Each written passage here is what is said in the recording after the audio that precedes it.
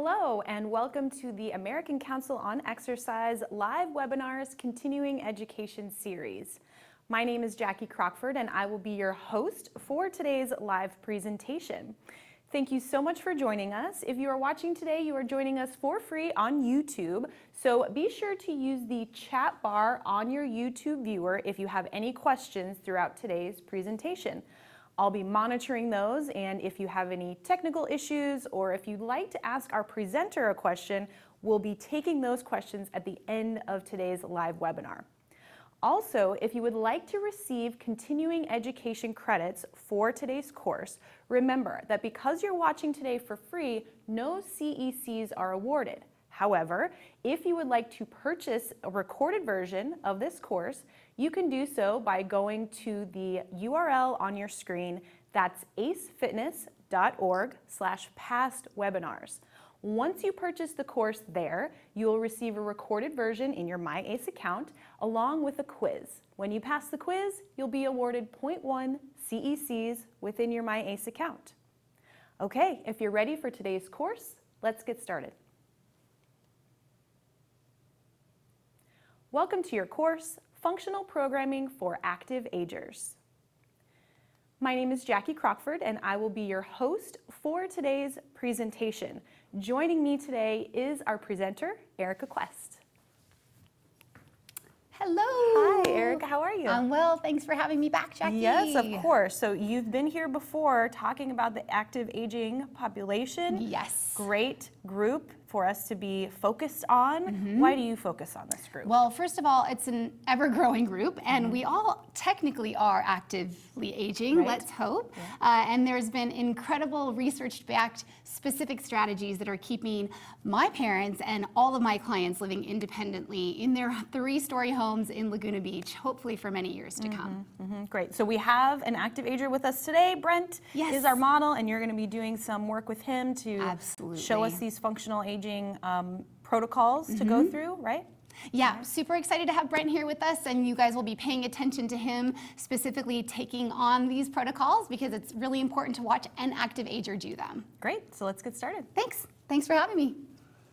Hey everyone, welcome and welcome back. If you were with me on the last live webinar that I did with ACE, it's great to see you, and we will talk a little bit about what we're going to be going through here shortly. So I'm excited to have you with me for the next 45 minutes to an hour, and remember, as Jackie said, if you have any questions, you can use that chat bar on the YouTube area so that we can hopefully get some questions answered for you during this time, and certainly if not, we're happy to follow up afterwards as well. So today with this actual webinar, we have some learning objectives. We're going to go through some general concerns of the active aging market, not in a bad way, but just so that you know what you're looking for and looking at with your current population and or maybe a new client that might come in. We also want to talk about implementation of some evidence-based strategies and exercise protocols specific to the needs of the active ager. And that's where Brent is going to start to play a key role when he's showing some of these movement patterns and some of these strategies, drills, and games to you. I want you to really think about using some of this programming in your moving environment. So we want to create programming that improves the brain, the body, and the balance for our active aging clients. And we'll talk about my 3B categorization system as we go through this today.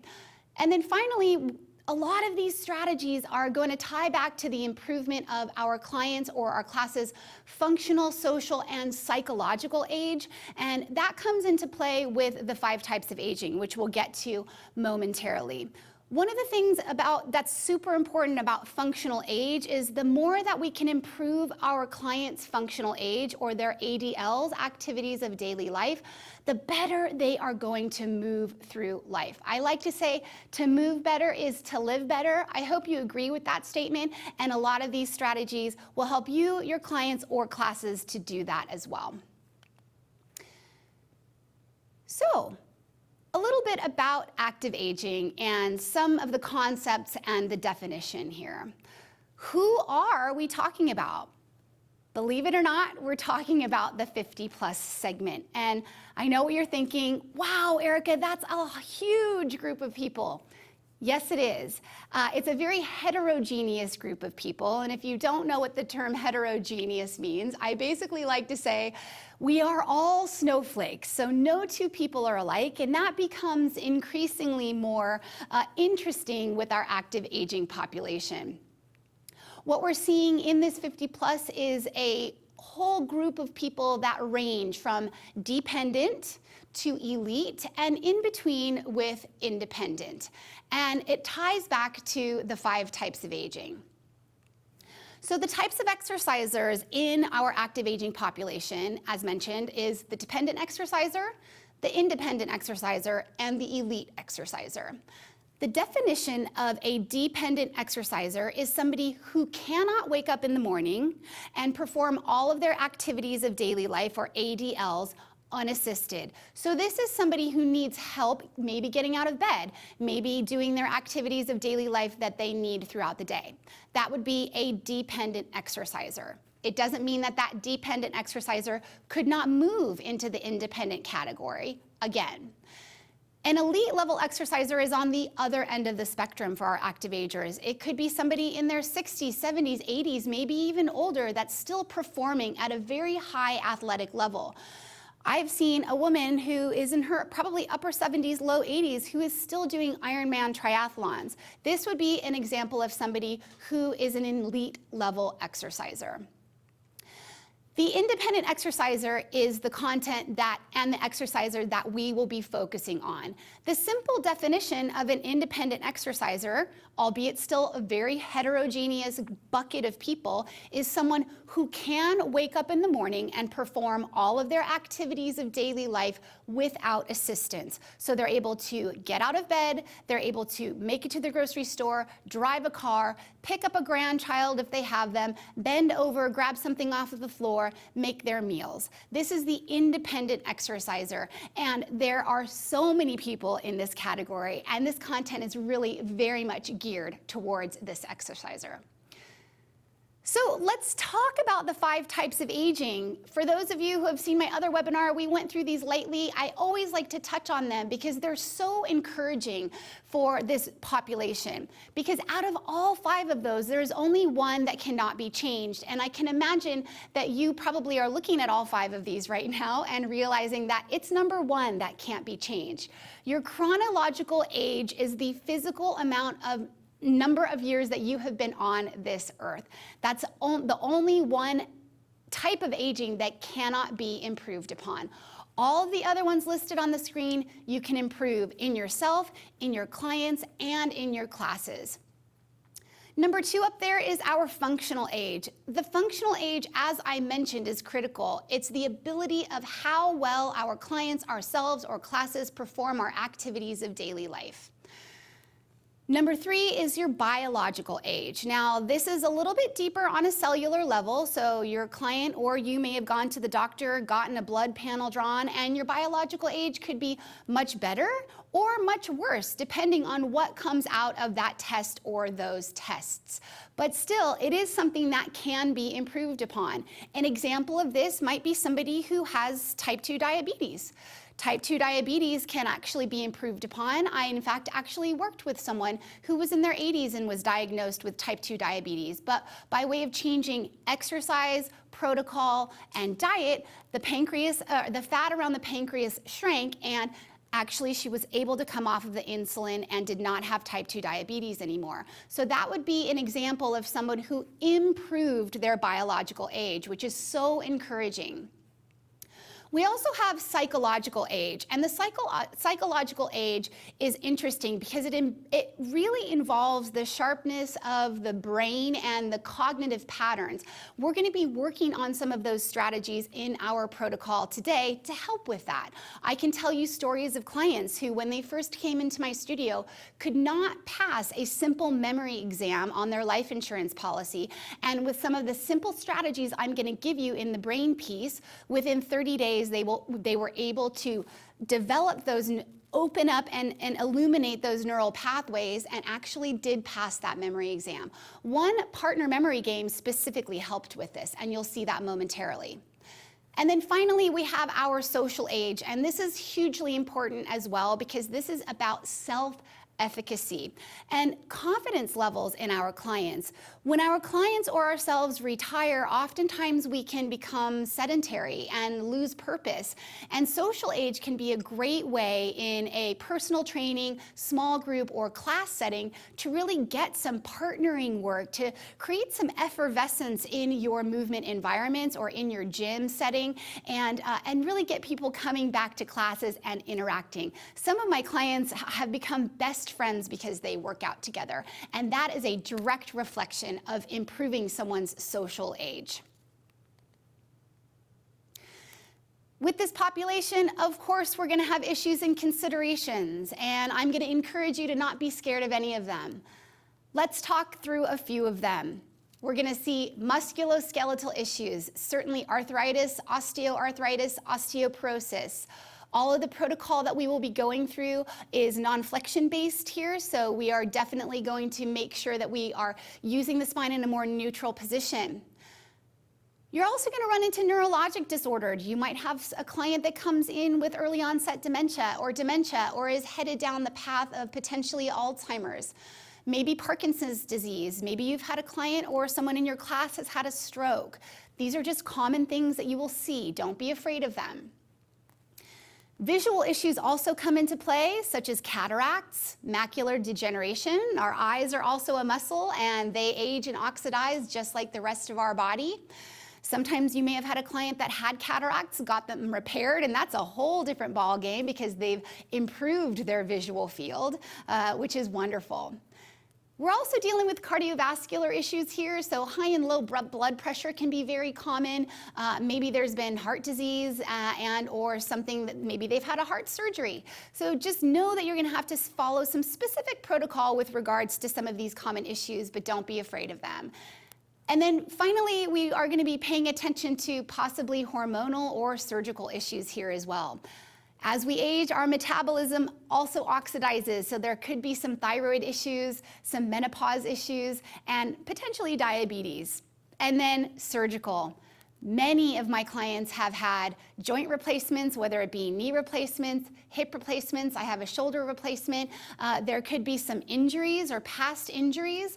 They could have had spinal surgery and or a vanity surgery. All of those might be walking into your classes, and you can easily and healthfully help them through some of these common issues that you might see. When we think about general considerations, you want to definitely still encourage rotation of the spine, but the general consensus is to allow the vestibular system some time and the vestibular fluids to have some time to get back to where they need to go. So slower spinal rotation is recommended.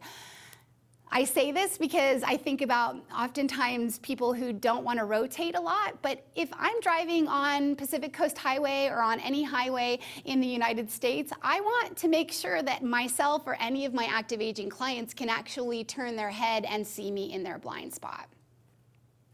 We also want to focus on being a little bit less on the knees. Training multiple body positions, which we'll talk about, is super important, but the general recommendation is less than 2 minutes on the knees. Why?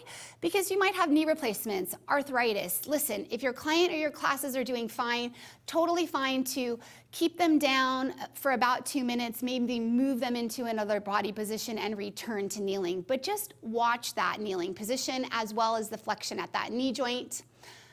And then avoiding strictly supine work and unsupported cervical flexion and extension. So we'll be using a couple tools to help us in some of this protocol to address that general consideration.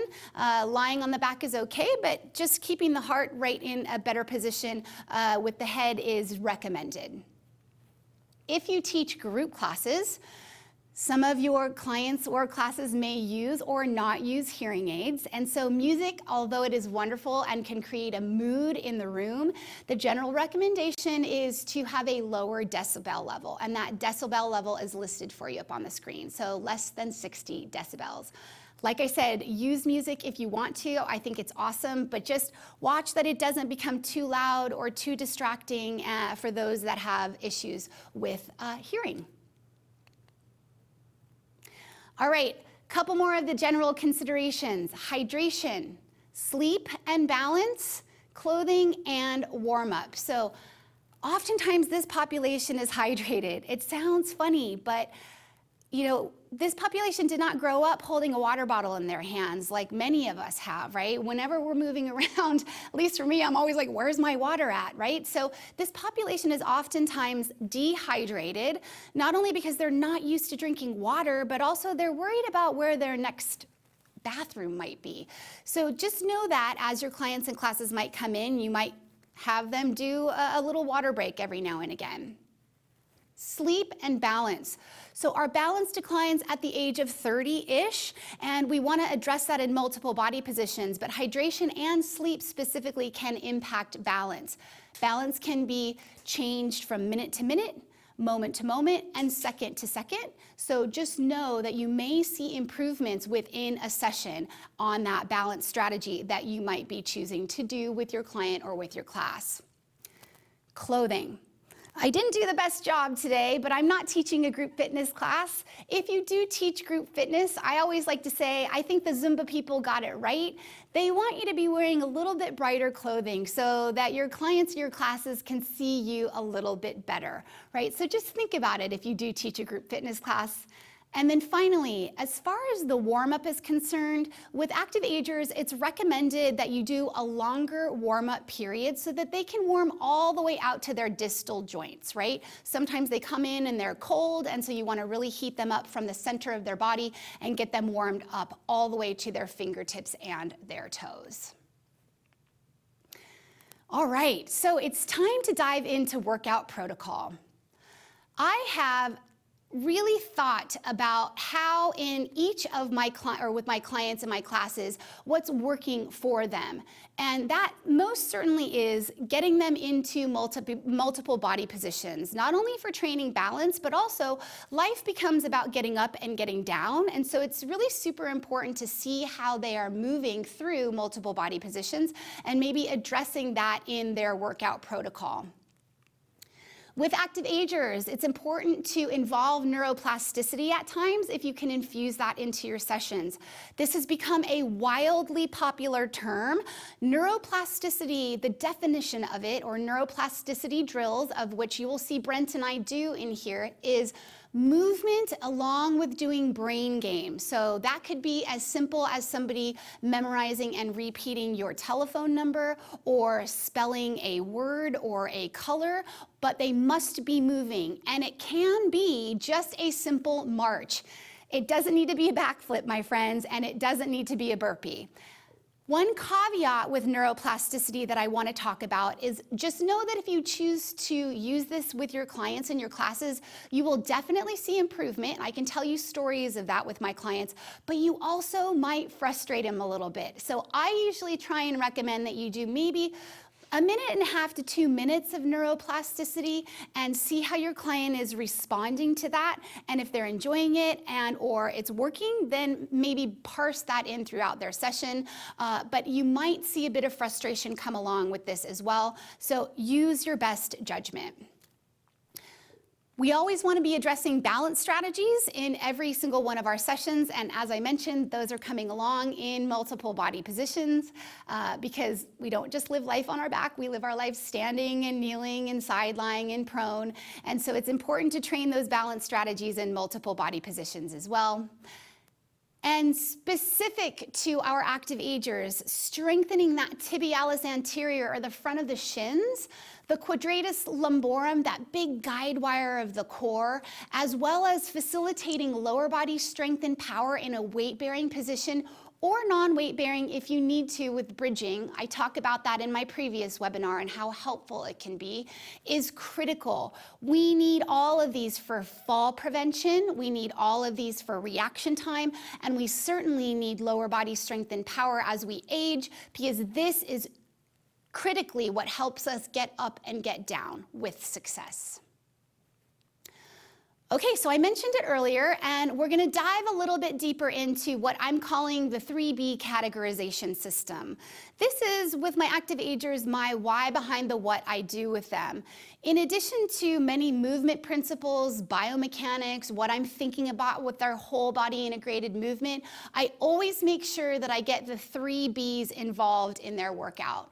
The first one is brain, the second one is body, and the third one is balance. So when we're talking specific to brain, which we'll go through first, we're going to be talking specifically about drills, games, exercises that involved listening and doing movement at the same time to help develop and illuminate those neural pathways, really connecting the mind into the body. The second one, as mentioned, I'm calling body. And the reason why I'm calling it body is that it's about generally the right amount of strength and mobility that your client or class has. So this is going to be, strength-based protocol, maybe squatting, maybe lunging, maybe deadlifting, and it could be upper body strength as well and trunk strength. But it also can involve mobility. So mobility of the trunk, maybe some rotation, the mobility core at large, and those are all involved in the body category. And then finally, we have the balance category. And as I mentioned, balance begins to decline at the age of 30, so it's important that we train it in multiple body positions. Now, some of these categories can blend together and infuse with one another, and you'll see that in a lot of these protocols. But the general thing that I'm thinking about is the general goal a brain goal? Is the general goal a body goal? Or is the general goal a balance goal as I'm going through this? So those are our 3 B's of the categorization system. And as I mentioned, we're going to begin with brain.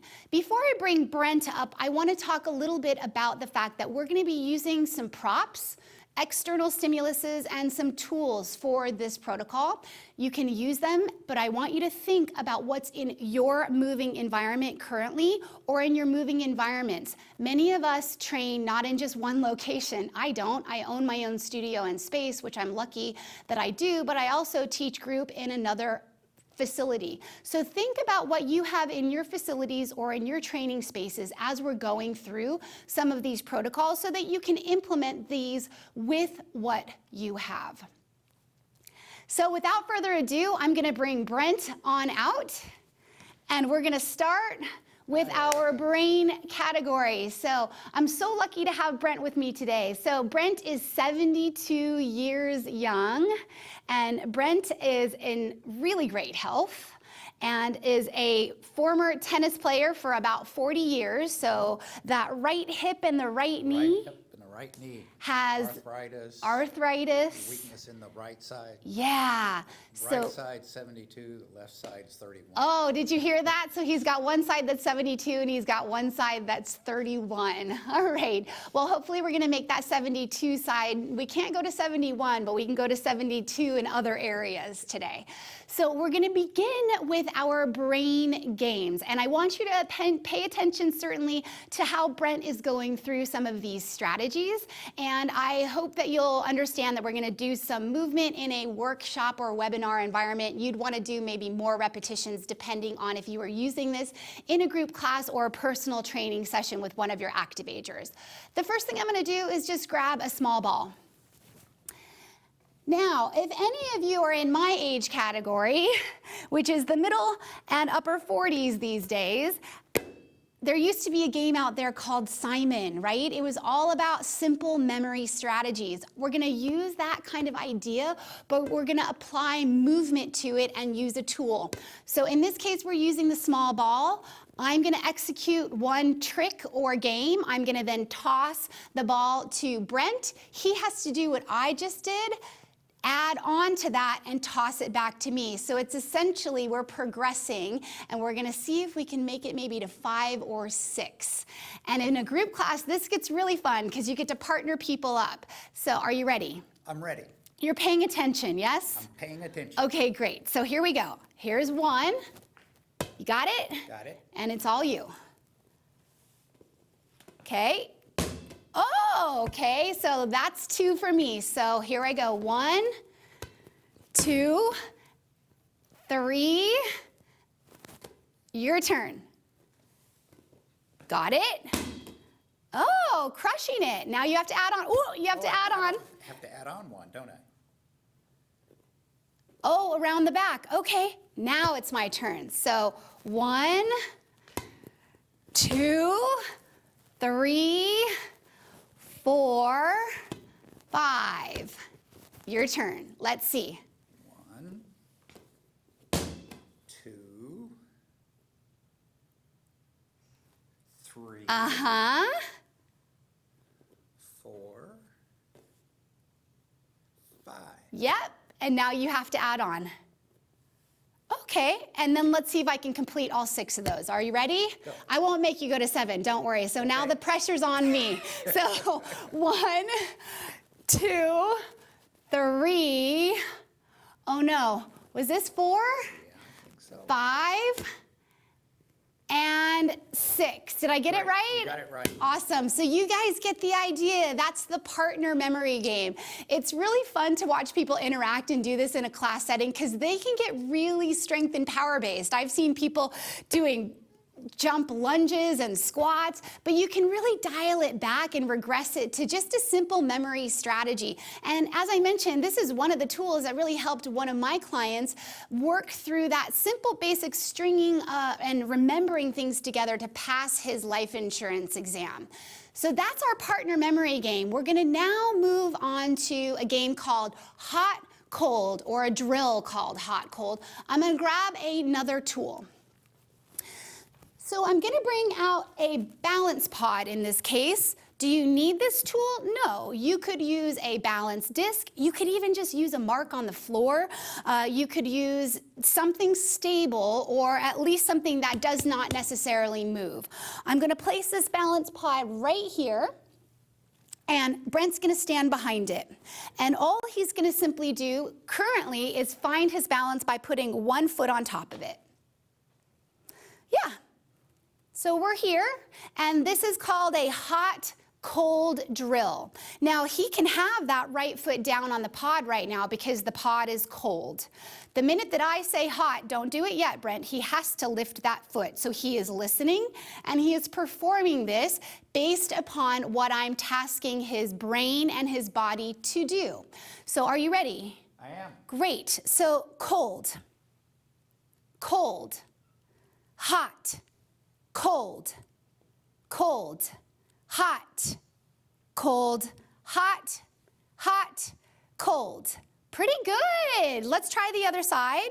So again, you want to make sure that you shift and try the other side. So bring that other foot up onto the pod. Here, I'll move it over just a little bit for you. There you go.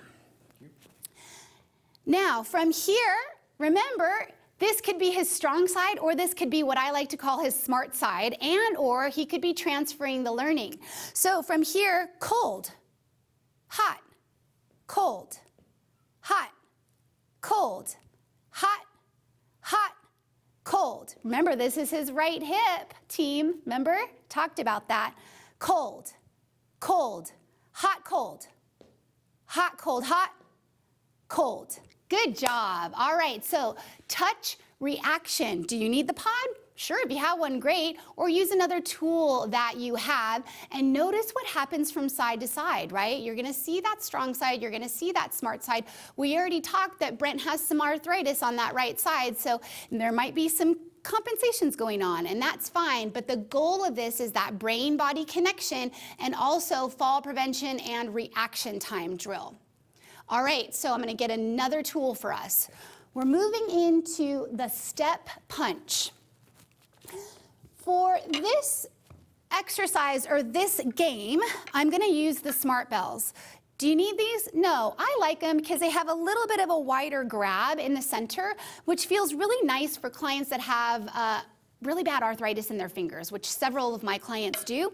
So, Brent, this is how you hold them. You're gonna hold them like a potato chip in the center. So grab onto those underhand, exactly. And I'm gonna have you turn and face this direction. And what I'd like for you to do, take a mini step over to the left. Yeah, great. And then bring your hands all the way up to your shoulders, pointing your hands down. Correct. Remember, you're listening and then you're gonna do it. So from here, I'll start slow. You're gonna punch your right arm forward and then pull it back. Then punch the left arm forward and pull it back. And you can see that he can see me in his peripheral vision, right arm and left arm. And then I'm going to start to take a step back out of the way so he has to really listen and perform and not have me as his access point. So right arm punches forward. Good, bring it back home. Left arm punches forward. We're going to add on. Are you ready? Yes. Right arm forward, left leg forward. Good, and then come back. Right arm forward, left leg forward, and come back. Left arm, right leg, come back. Left leg, right arm, and come back. Right leg, left arm, and come back. Right arm, left leg. Yes, both arms. Good, both legs. I'm kidding, don't do it. Good, go ahead and relax. So with the step punch, the idea here is to challenge that listen and the performance idea from the upper body, lower body linking, right? You can change it from an arm, you can change it from a leg, you can lead with the leg, you can lead with an arm. What I also want to bring you back to is the fact that you could progress this to a much higher level if you wanted to take them into more lunging patterns. So just know that. But for now, I always like to start at the more regress to progress environment. And we begin at the beginning, and then we start to take them up the chain, if you will, with the progression along the way. Awesome job. I'm going to take those from you. You can take a little mini break while we summarize the brain category, and I'll bring you back out. So, again, the idea here with the brain category is to get that neural pathway connection. Our brains do age, and that is true, but that doesn't mean that we cannot improve upon that. So as I mentioned, some of these might cross over into some of the other categories like balance, but the ultimate goal here is for me to be giving little brain drills, brain games, and quizzes to help with memory, to help with fall prevention, to help with reaction time, and really getting that sense of neural pathway connection. All right, our second B in the 3B system is body. As I mentioned, this term for me, it means a lot, but ultimately what I'm really wanting to work on and infuse with my clients is the right amount of strength and the right amount of mobility in their body. So our bodies are really interesting and so sophisticated, and they need the right amount of strength, and they also need the right amount of mobility. And lower body strength and power comes into play here with squats, with lunges. Our lateral system is going to come into play. Our integration of the trunk, that big quadratus lumborum, and our mobility core comes into play here, as well as our longitudinal system, our back body, which we all forget about. That would be a whole other webinar we could talk about with some of the swan variations. And as I mentioned, we're going to use some tools here, and we're going to take Brent when he gets back out on stage from standing into a floor position, seated as well as prone with these body exercises. Are you ready, Brent? Come on back out and let's get into it. So for this first exercise, I'm going to choose two tools. I'm going to come back to this small ball. I don't know, this is about 12 inches, right? And we're going to turn and face forward, Brent. And what I want you to do is place this ball right below your knee level. I'm just using a different tool. This is a circle, and I'm going to do the same. Right? So first things first, what I want you to think about is what you've already done. So you're engaging the medial line, the adductor muscles, and this tying up into the pelvic floor or the base of your stability core just by doing this alone. Now, from here, everyone's squat is different, right? Because remember, we are all snowflakes, so no two squats are going to look the same. And also, as a reminder, Brent has some arthritis going on, and so his level of flexion at his hips, at his knees, and his ankles might be a little bit different from moment to moment, minute to minute, day to day, second to second, to other people in that class, myself. So are you ready? We're going to begin with the squat. Okay, you've got your adductors or your inner thigh, your medial line engaged. And from here, we're just going to squat down, reach the arms forward if you need that counterbalance, and then come back up.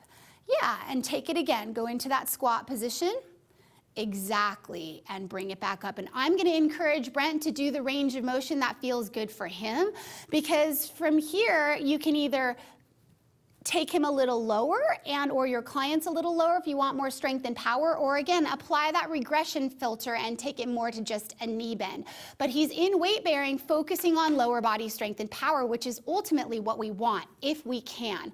Now, are you ready to add a little balance and an adductor squeeze? Sure. So let's go into that squat. We'll do it together. And then we're gonna transfer weight over to our right leg a little and just give a little squeeze, and then put that foot back down. Good, and then try it on the other side. So take that squat, or take your squat, I should say, stand up, transfer that weight, and give a little squeeze to the other side. Good, let's do a couple more. So go ahead and squat down, and stand it up, yes, and squeeze. You can see he's doing a great job here. And then do that one last time, try it on the other side, see if you can transfer any of that learning and make some improvements, and a little squeeze. Great job. You can go ahead and put that foot down and take that ball out from in between the knees. So again, focusing here on lower body strength and power in weight bearing if we can. What if your client couldn't do this? Maybe you need to assist them a little bit. Maybe you have them closer to a wall. Maybe you limit their range of motion on their joints, on their hips, on their knees, and on their ankles. But ultimately, if we can get our active agers still training some of these positions in weight bearing, it's really, really important, because as I mentioned earlier, we don't live life on our back. We live life in standing. And so this is a great way, obviously, to get that medial line engaged, add in some single leg balance, lower body strength and power if you can, and help them with their getting up and getting down strategies. Equally important is the lateral system here. So our lateral system involves our quadratus lumborum. It involves both stability and mobility. It involves our abductors of our legs. So many things going on here. We're going to move on to a lateral lunge with a halo here. We'll start with the lateral lunge, but ultimately, before Brent and I pivot towards each other, we are all guilty of very common imbalances in this system, and I'm going to show it to you on my body, what I am guilty of all the time. Right? So my hips are not level, and I certainly don't want to be walking around in life this way, and I don't want any of my clients walking around this way. So it's important to train the lateral system in a myriad of different ways, and this is a whole body way that you actually can. So Brent and I are going to pivot and face one another. Why don't you take a little bit of a step back for me, please? Great. And he's still going to hold on to the ball. I'm going to still hold on to the circle just for feedback, right? Remember, it's a prop. It just is an external stimulus for feedback. Might as well give a little bit of pressure into the hands so that we can get some firing up of our upper body here. And the first thing we're going to do is just start with a step to the side and a knee bend, right? And a hip flexion. It's a lateral lunge. So let's take your right, my left, and step to the side. Bend that knee. Take a look at your feet. They should be pointed north-south, and then come back up and stand. Good. Let's try to the other side. So your left, my right, as you come out. And then come back up and stand. Again, your range of motion is your range of motion. So let's do one more like this, and come back up, and take it over to the other side. Great. We're adding on the halo. Are you ready for it? So we're going to go to that lateral lunge. As we come up, we halo. Shoulder, a little shoulder mobility, a little coordination, and then take it to the other side, and we halo. Good. You think you can add in a little bit of a balance? Let's try it. Are you ready? So you're going to come down, and as you halo, can you bring that leg up and down? Remember, he crushed it. Don't watch me. Watch Brent on that one. And let's try the other side. This is a progression filter, right? We're making this more challenging for all of us. Let's try two more. So come on down. Good. Halo around the head. See if you can make it better or smoother or not. There's no judgment.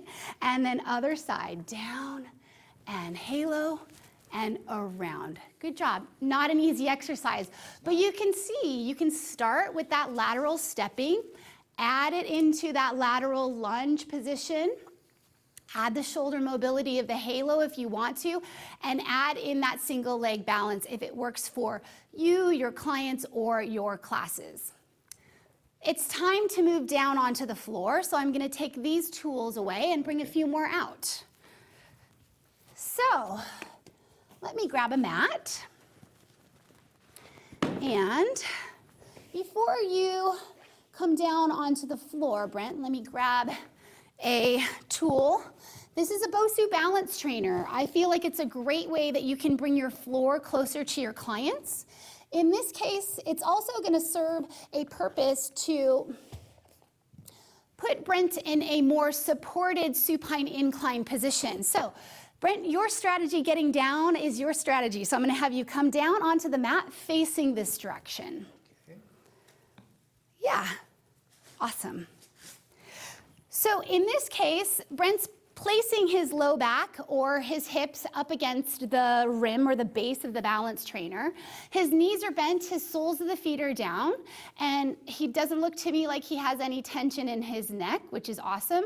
And you can see that he's in a wonderful supported supine incline position, which was one of the general considerations that we talked about for this population. Now, we're gonna add in the mobility core here with the abdominal curl. We see this done all the time flat on the back, and that's fine, or you could use a small ball here as well to change the surface area. Changing the surface area changes your experience. So bring your fingers behind your head. Yeah, so Brent's supporting his head with his hands, but I also don't want him using his hands to pull his head forward. So I want you to pull your head into your hands as well to kind of feel a little bit more the back of, yeah, there you go, great. So you can drop your chin a little bit for me. Perfect, so now he's gonna go into a supported extension. As he inhales, I like to add the breath here. He goes back a little bit, keeping the butt down on the floor. Great, and then on an exhale, he's gonna blow all of the air out, activating that mobility core to lift forward. Good. And you want to do what, 683 of these? Good, and exhale. He's working hard here, and he's performing an abdominal curl in a supported supine incline position. Really, really awesome. And you could add in angles to this with rotation. You could also lift a contact point off the floor to challenge this. Remember, progression, regression filter is yours, so I always like to start from the beginning and then start to add on to this as we progress through the movement pattern. Good, just one more of those for me, please, as you exhale, lift. Great, so it's a balance of mobility and stability. So here we're working that mobility core. Now, we want to move you into a prone position. We're still going to use this tool, and I'm going to go grab the ball, okay? So from here, what I'd like to do is we're going to turn Brent over.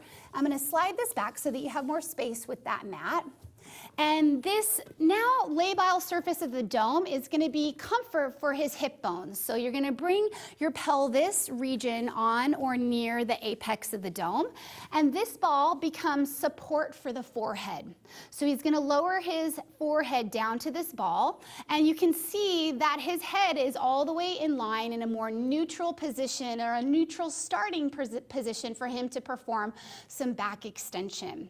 So from here, Brent, all I'd like for you to do is begin to lift your head, neck, and shoulders, start to feel these upper middle back muscles working, and then lower back down, and the ball is just right here for his forehead to rest on. So he's not dumping the head down forward, he's keeping the head essentially on the body, and he's working his longitudinal system, so this whole back system here that actually carries all the way down the back line of the body, and you could add that in by lifting a leg or lifting both legs, but we're just going to stay right here with this simple first swan variation to have him lift and lower and feel this deep longitudinal system. So do a couple more of those.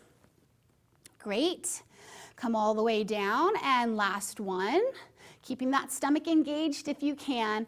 Great job. And you can go ahead and give that a rest. And I will take this from you, and you may take a little mini break. Thanks. And I'll bring you back out in a moment. So that deep longitudinal system for the swan variations becomes critical and important too, because this is our upright postural system, and the whole posterior side of the body, which is a whole other webinar, I think I said that earlier, we forget about it, right? So I don't know about you guys, but I don't wake up in the morning and tell myself, okay, Erika, you're gonna walk backwards today. I typically am always perpetually moving forward along with my clients, and sometimes moving too fast forward and headed this direction. So it's always really good to train the back body, certainly, and the mobility of the back body with those swan variations and with back extension. All right, so for our body slide, we started with some lower body strength and power work with that squat with the adductor, tying in a little bit of that base of the stability core with the pelvic floor. We then went into the lateral system with that lateral lunge, firing up that quadratus lumborum, the lateral side of the body, adding in a bit of shoulder mobility and balance strategies with that single leg balance.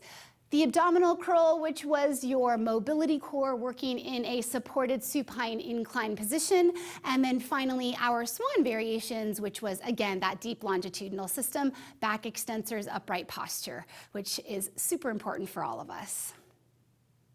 All right, I'm going to move these two tools out of the way because we don't need them. We're going to head into the balance category. So, Brent, why don't you come on up while I'm getting these out of the way?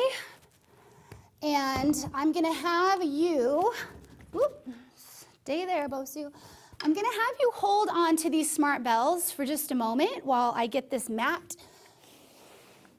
off the screen. So we don't wanna encourage falling, we wanna encourage fall prevention.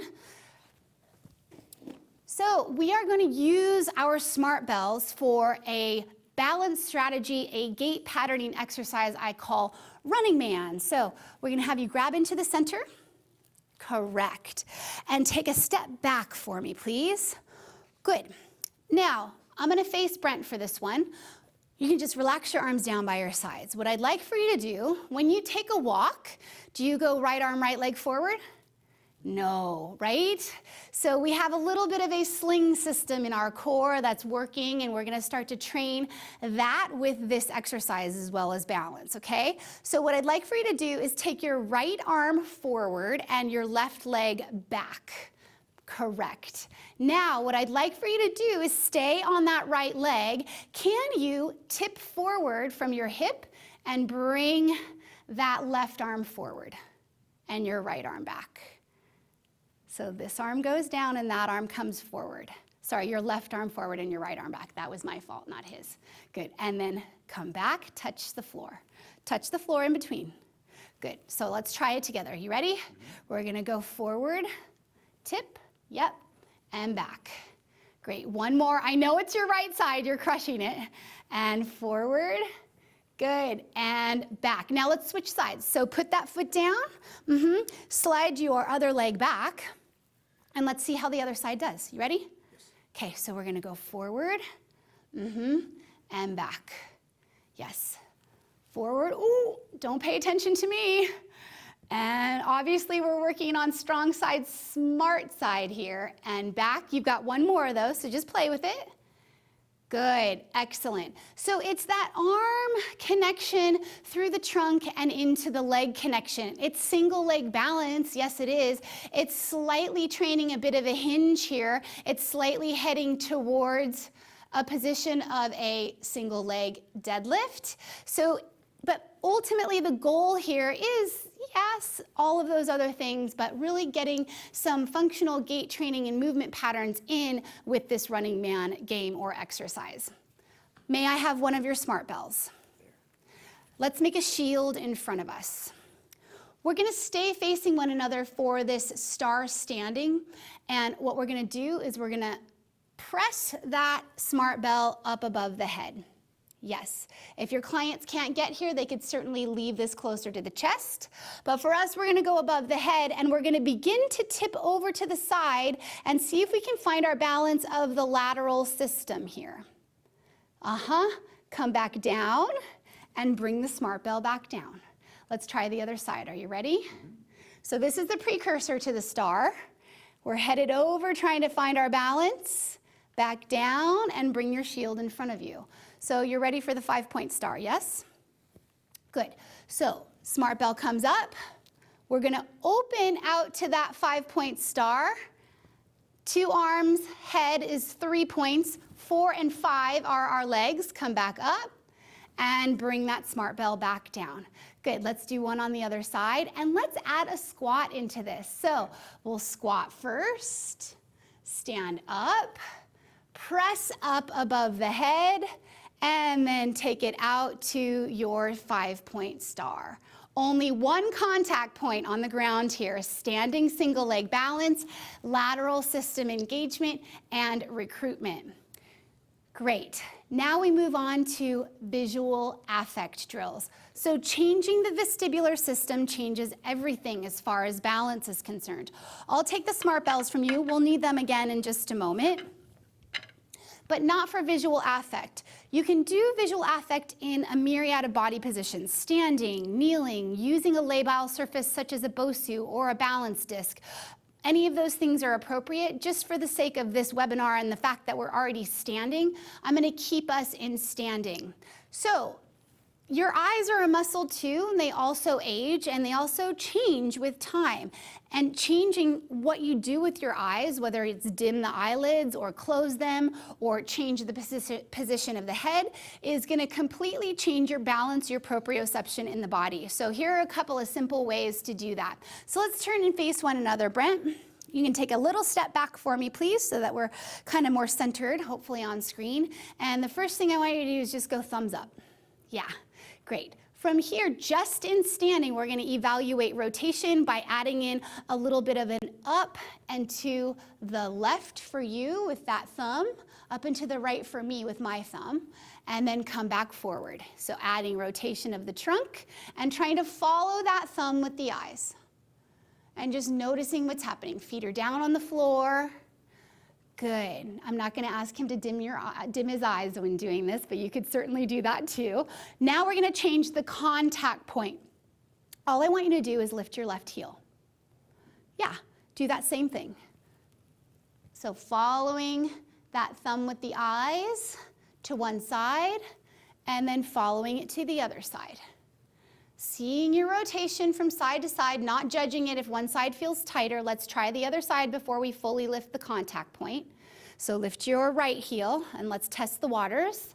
So again, following that thumb, and try one to the other side, and then we're going to go for the full lifting of that contact point up off of the floor. So here we go. Lift that left heel, and if you can, take the toe off of the ground, find your single leg balance, and see if you can follow that thumb. You might not get as far, and if you can see my foot, I'm touching down as well. Good. So again, progression, regression filter. Let's try the other side. We don't need to do the other thumb here. So lift that right set of toes. Good. See if you can find your balance first, and then start to move that thumb out and come back. Yes, not easy. Relax your arms. It's not easy at all. You can go ahead and have a seat. I'm going to talk through this, and then I'll bring you back out. So, balance needs to be trained in multiple body positions, so most certainly also explore doing these types of drills and skills down on the knees. You could place the knees on, like I said, a balance disc, or even just on the floor or on a BOSU balance trainer. You could also, infuse many of these proprioceptive things, also doing these in quadruped. But let's talk about the three that I had us do in standing. So the running man is really just simply trying to emulate a little bit of a gait patterning in the body, and also starting to train a little bit of that hip hinge, but standing single leg balance is the goal. The same with star standing, but as you saw with Brent and I, we were beginning to laterally shift over and activate the lateral system here, the lateral stability system, right? So it's a weight shift and not necessarily always a lateral flexion, although that might happen at times too. And we added in that opening up into the 5-point star. And then finally, we did some simple visual affect drills by using your thumbs and the distal joints here as a way and a means to have some tracking happen with your eyes and with the neck. You can always follow it with the eyes, or if you wanted to even regress that, you could have just them move the arm first and then eventually go to that rotation of the cervical spine. As a reminder, rotation is necessary. You just want to do it at a little bit of a slower pace. Okay, my team, we have one more to get through, and I'm going to give you some resources afterwards. And this is kind of, I have to be honest, my favorite stuff. Remember, I'm gonna be a broken record. I want you to be thinking about your moving environments. You could certainly do these in group classes.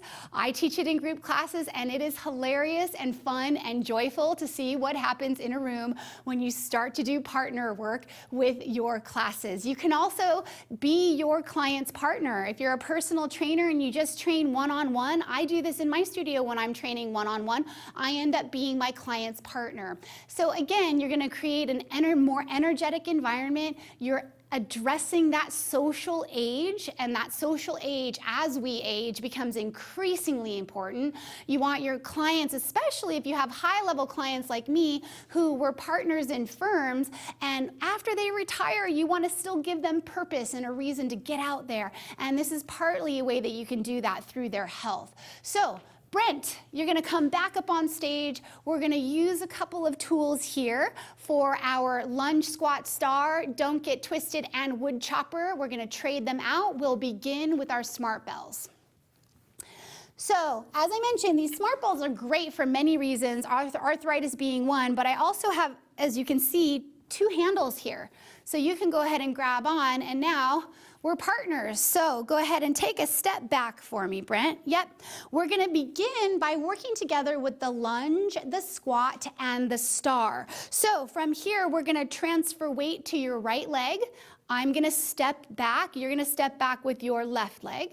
You're gonna take your lunge, step back. So step back even further with that leg. Come down into your lunge. Good. Then you're gonna come back up, put that leg down. Boom. And we squat together. And you're gonna take that lateral shift over to your right leg, and we take our, come on, you got it, arms can come up, and we take our star together. Yes, good. Now let's switch sides. So you're gonna step back with your right, I'm gonna step back with my left, and we're gonna take that lunge as far as you're willing to go, but remember, you don't need to do full range of motion if that's not working for you.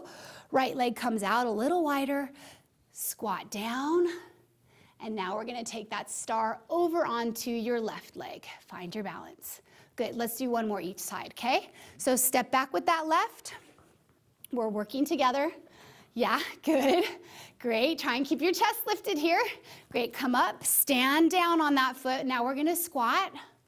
Yes, we're going over to your right leg as we star.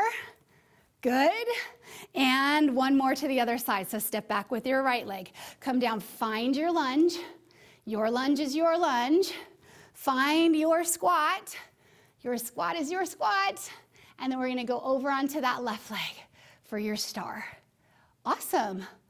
Good, so lunge, squat, star combination, training single leg balance, working together, probably having to smile at one another a little bit, and also training that stability leg for strength and power a little bit more as well. I'm gonna grab a couple of tools for our don't get twisted. I happen to keep rotator discs in my studio. You do not need these, but let me explain a little bit about them. They twist. These particularly have a little bit of tension in them, and I love them for a myriad of different reasons. I'm gonna use a smaller one. The only thing that's different about these two is this one's a little bit of a bigger base of support for Brent. So I'm gonna put mine down right about here. Brent, you're gonna be right about here. And we are gonna stand and face one another, okay? So we're gonna stand up on our discs, and let's see if we've placed them in the right position. Good. Yeah. Now you get to give me a high 10. Okay. So we're gonna work together, and we're gonna start to play with some rotation. Yes. And you can start slow.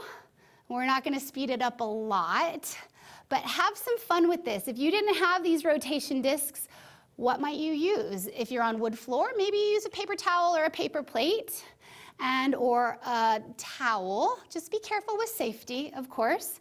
But if you wanted to progress this, you could start to add some knee bends. You could start to move a little bit faster, play with pressure and through the hands. Good, excellent. And then from here, take a step off.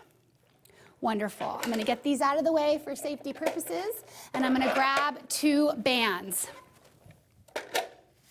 Now, Brent, little did you know, but we're gonna have a wedding.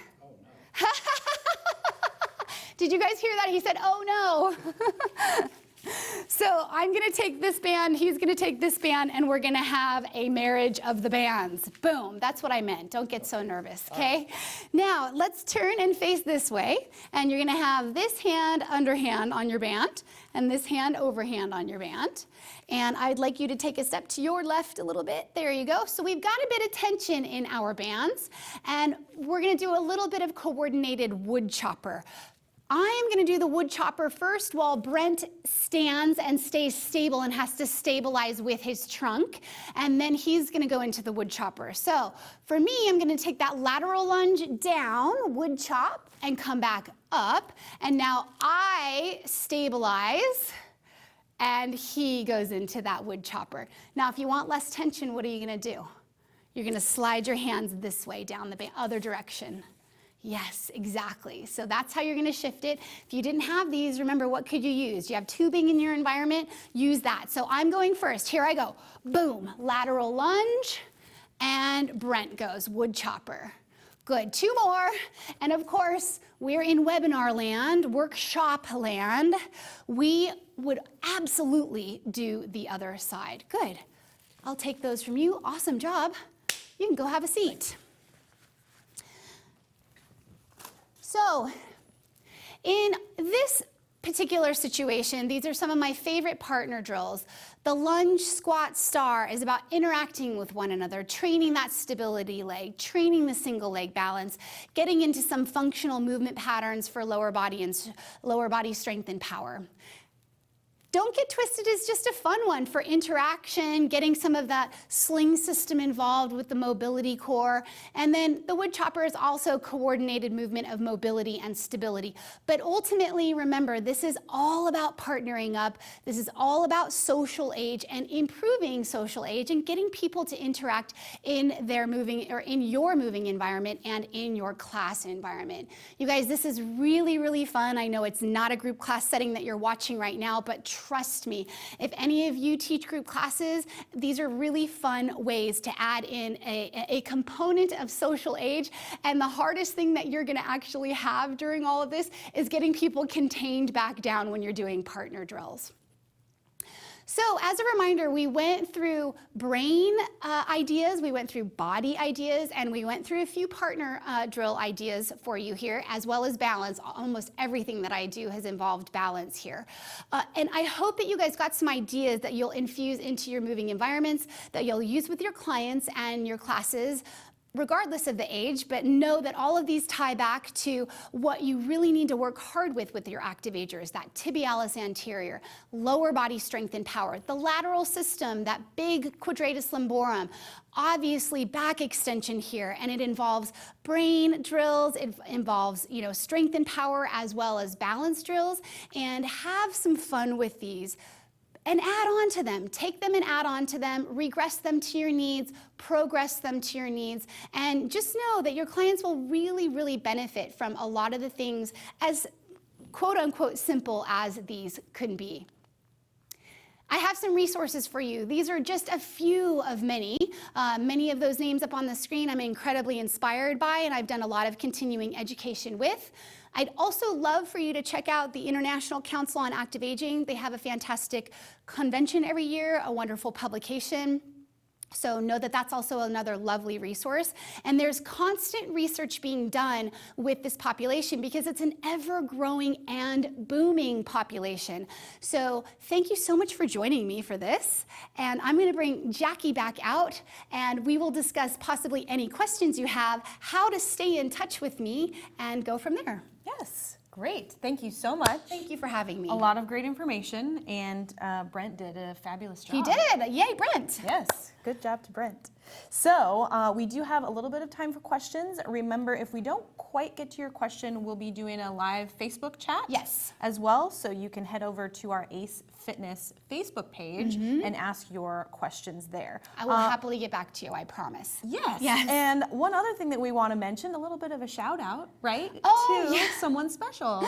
So I hope you can see Dad up on screen, you guys. So he was supposed to be with me today, but thankfully Brent was here. Many of you who watched my previous webinar got to know Fireman Bob, and in fact, you guys gave him a hashtag. He's still very proud of his hashtag.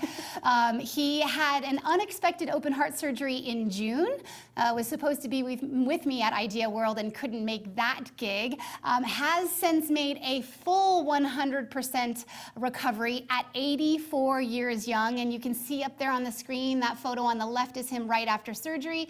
The center photo is he and I at my house having dinner together, and this photo on the right is him climbing back on the roof installing lights just a couple of weeks ago. So age really is a number. He was very disappointed that he couldn't be here, and he wanted to make sure that he said hello to those that are joining again this time. Yay, hashtag Fireman Bob. Hashtag Fireman Bob.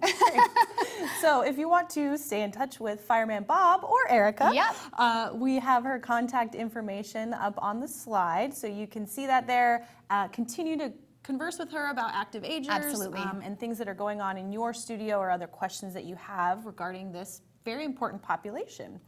Also, if you enjoyed this presentation or would like to see the previous webinar and course that Erika did on active aging, we have a few other courses available for you. You can see those up on your screen, and along with the Senior Fitness Specialist Program and some other courses there. So if you're interested in training active agers, really important to get this knowledge so that we know how to do that safely and effectively, correct? All right, and you can join our CEC club and get a little bit of a benefit there if you'd like to maintain your certification, which, reminder, you will need to do every 2 years, get your 20 hours of continuing education credits. So if you'd like to earn some more continuing education and learn about the CEC club, you can do that on our website, acefitness.org. I have to do it too, and I have a motto, when you stop learning, stop teaching. Yes. That's a good one. Yep. We want to be lifelong learners. Absolutely. Right? Exactly. So to continue our learning, we'll just take a question or two here. So a lot of people were typing in and commenting live around, these are great exercises. I want to use these in my classes. How can we kind of, from the body, the brain, the balance, how can we sort of put those together, maybe in like a session or a group session to make sure that we're sort of hitting all cylinders? That's a great question. So what I like to think specifically in the body category, because in any group session, you're really wanting to address whole body integrated movement from top to bottom.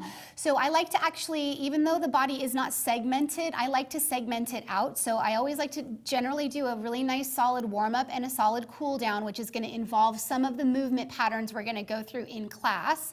And then I make sure that we have a good bit of lower body involved, upper body involved, trunk involved, so that I know that I've hit all three segments of the body, and I make sure that I'm alternating in between all three of those so that the other parts of the body is really getting an element of active recovery, so that we're not just sitting there doing lateral lunges and squats the whole entire time for 45 minutes in between the warm up and the cool down, and we've only addressed one area of the body.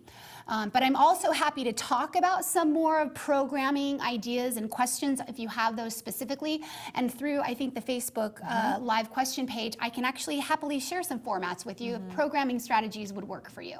Great. And it really depends on the group, correct? It does, yeah. And in the area of active agers, like you mentioned, we have some different types of groups, right? Some different type of movement. We have our elite and our independent, and then those that need a little bit more support. Yeah. So that programming would be different. Again, every program is a snowflake based upon the snowflakes in front of you, which sounds funny. So there's no definitive answer, but like Jackie said, I am super happy to stay in touch and be available to give you some ideas of programs. And if you are teaching group classes, how you can have a well-rounded program where you're addressing neuroplasticity, and maybe at what point you plug that into your group classes.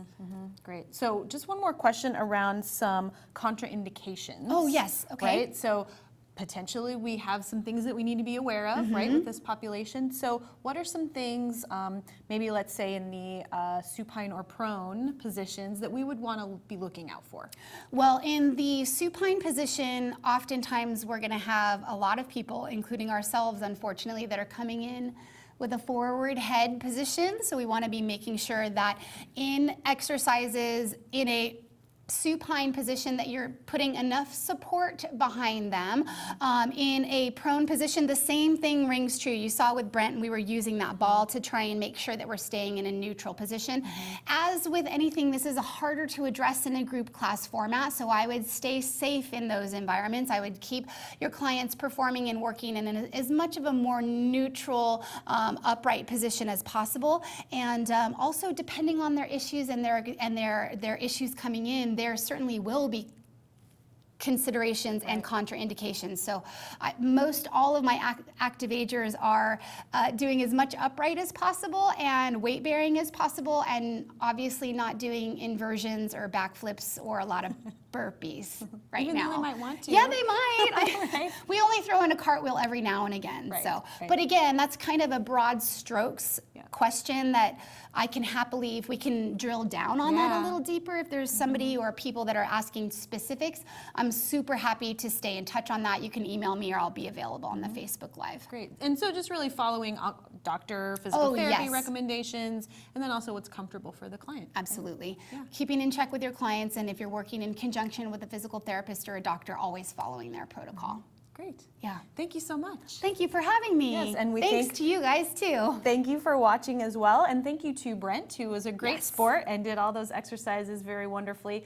Remember, if you would like to receive continuing education credits for today's live presentation, you can do so by following the video on your screen. You will go to our live webinars page and purchase today's course. That is functional programming for active agers. And once you do that, you'll receive a recorded version within your MyAce account. And once you pass the quiz associated with that course, you'll receive 0.1 CECs within your MyAce account.